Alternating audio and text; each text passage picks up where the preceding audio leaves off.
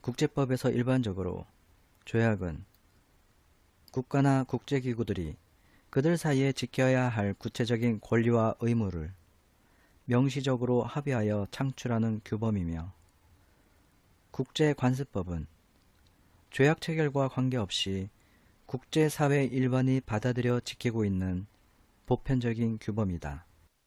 반면에 경제 관련 국제기구에서 어떤 결정을 하였을 경우 이 결정사항 자체는 권고적 효력만 있을 뿐 법적 구속력은 없는 것이 일반적이다.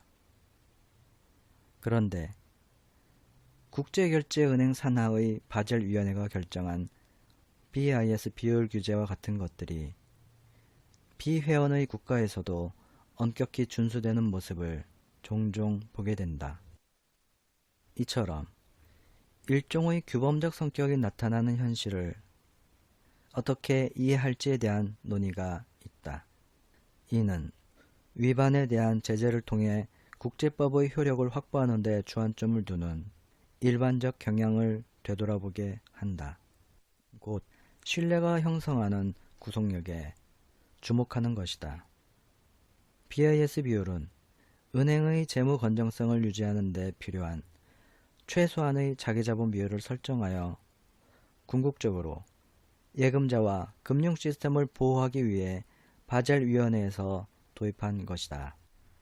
바젤위원회에서는 BIS 비율이 적어도 규제 비율인 8%는 되어야 한다는 기준을 제시하였다.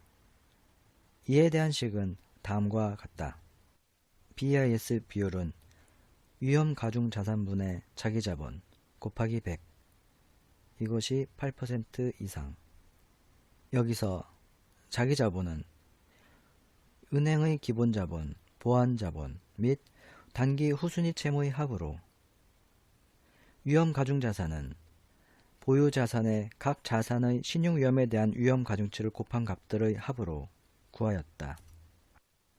위험 가중치는 자산 유형별 신용위험을 반영하는 것인데, OECD 국가의 국채는 0%, 회사는 100%가 획일적으로 부여되었다.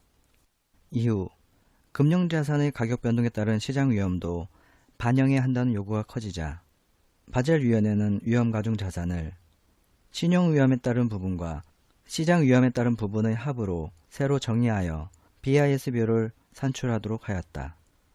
신용 위험의 경우와 달리 시장 위험의 측정 방식은 감독기관의 승인하에 은행의 선택에 따라 사용할 수 있게 하여 바젤 1 협약이 1996년에 완성되었다. 금융혁신의 진전으로 바젤 1 협약의 한계가 드러나자 2004년에 바젤 2 협약이 도입되었다. 여기에서 BIS 비율의 위험 가중 자산은 신용 위험에 대한 위험 가중치에 자산의 유형과 신용도를 모두 고려하도록 수정하였다. 신용 위험의 측정 방식은 표준 모형이나 내부 모형 가운데 하나를 은행이 이용할 수 있게 되었다. 표준 모형에서는 OECD 국가의 국채는 0%에서 150%까지, 회사채는 20%에서 150%까지 위험 가중치를 구분하여 신용도가 높을수록 낮게 부과한다. 예를 들어 실제 보유한 회사채가 100억 원인데 신용위험 가중치가 20%라면 위험 가중 자산에서 그 회사채는 20억 원으로 계산된다. 내부 모형은 은행이 선택한 위험 측정 방식을 감독기관의 승인하에 그 은행이 사용할 수 있도록 하는 것이다. 또한 감독기관은 필요시 위험 가중 자산에 대한 자기자본의 최저 비율이 규제 비율을 초과하도록 자국 은행에 요구할 수 있게 함으로써 자기자본의 경직된 기준을 보완하고자 했다. 최근에는 바젤 3 협약이 발표되면서 자기자본에서 단기 후순위 채무가 제외되었다. 또한 위험 가중 자산에 대한 자기자본의 비율이 최소 6%가 되게 보완하여 자기자본의 손실 복원력을 강화하였다. 이처럼 새롭게 발표되는 바젤 협약은 이전 협약에 들어있는 관련 기준을 개정하는 효과가 있다. 바젤 협약은 우리나라를 비롯한 수많은 국가에서 채택하여 제도화하고 있다. 현재 바젤위원회는 28개국의 금융당국들이 회원으로 가입되어 있으며 우리 금융당국은 2009년에 가입하였다. 하지만 우리나라는 가입하기 훨씬 전부터 BIS 비율을 도입하여 시행하였으며 현행법제에도 이것이 반영되어 있다. 바젤 기준을 따름으로써 은행이 믿을 만하다는 증표를 국제금융시장에 보여주어야 했던 것이다.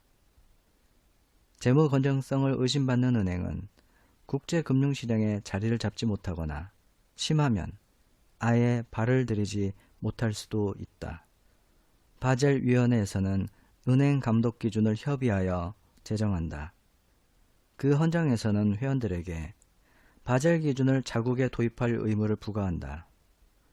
하지만 바젤위원회가 초국가적 감독 권한이 없으며 그의 결정도 법적 구속력이 없다는 것 또한 밝히고 있다. 바젤 기준은 100개가 넘는 국가가 채택하여 따른다.